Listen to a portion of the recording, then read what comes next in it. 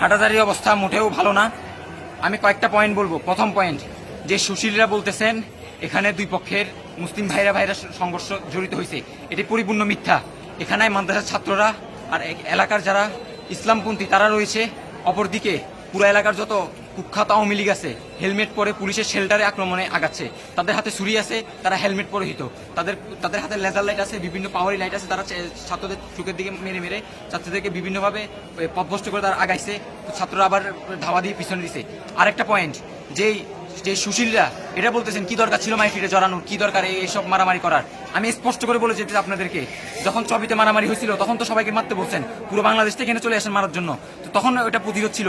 আমাদের ছাত্ররা যখন প্রতিরোধ করে, এটা প্রতিরোধ না?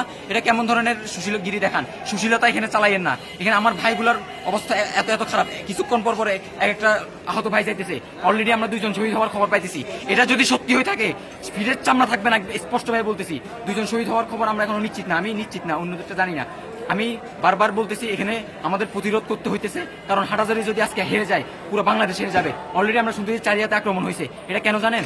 হাটাজারির মধ্যে আক্রমণ করার সুযোগ পাইছে এজন্য। আমরা যদি হাটাজারি ছাড়ি দিই তারা মাদ্রাসার উপর আক্রমণ করবে। এই আক্রমণের মাধ্যমে চট্টগ্রামের প্রতিটা মাদ্রাসাকে তারা আক্রমণ করার সাহস পাবে। এজন্য আজকে হাটাজারি প্রতিরোধ করবে, পুরো চট্টগ্রাম প্রতিরোধ করবে, পুরো বাংলাদেশ প্রতিরোধ করবে। এই কমিয়ানরা হারে নাই, এই কমিয়ানরা সবসময় ছিল, এটা মনে রাখিয়েন। সুশীলতা চালাইয়েন না আমাদের সাথে, সুশীলগিরি পছন্দ না, আগে থেকেই সাবধান করে দিচ্ছি।